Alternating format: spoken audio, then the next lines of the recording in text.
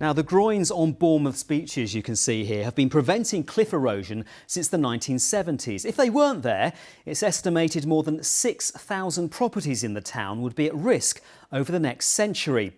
Groynes have to be replaced every 25 years, but the reclaimed wood doesn't go to waste. This winter, some of it's been taken to Ventnor on the Isle of Wight to become a new seawall, as Mike Apps reports. Bournemouth seafront is famous for its 7 miles of golden sand, but it would look very different if it wasn't for its groynes. The groynes are in place to prevent longshore drift. The beach material naturally wants to move from west to east. Every year we lose approximately 70,000 cubic metres of material out of the system, which drifts offshore. Without the groynes in place, that would be much higher. So we would have a depleting beach volume, which in turn would lead to much more wave attack at the toe of the cliffs. Prior to any beach work, we were seeing around about a metre lost from the cliff line every year.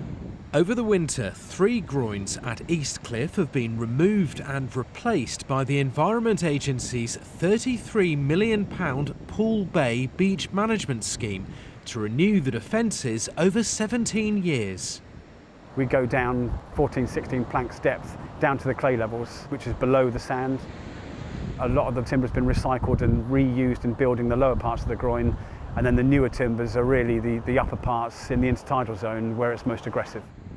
Amazingly, some of the wood that's been replaced from the old groynes at Bournemouth Beach has been taken across the Solent to here at Ventnor on the Isle of Wight, where it's been used to build a new sea wall to protect the promenade. In November 22, the existing defences collapsed following a period of stormy weather. We had to jump on the defences to make sure that they wouldn't unravel and collapse. And we also have a southern water sewer that runs beneath the defences here. So there was a risk of a pollution incident as well. And it just so happened that the contractors brought in to save Ventnor Promenade were the same ones replacing the groynes at Bournemouth Beach. We quickly realised that the timber we were extracting from Bournemouth groynes would be suitable for the defences that were being constructed at Ventnor. We've used pile length steel H-beams, driven them into the foreshore to a depth of about 6 to 7 metres.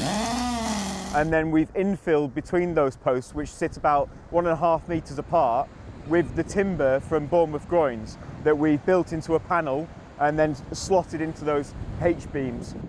The tropical hardwood removed from Bournemouth's groynes is extremely durable, so while it's reached the end of its original use, it can provide a solution for Ventnor for the next 10 years before a longer-term sea wall is constructed.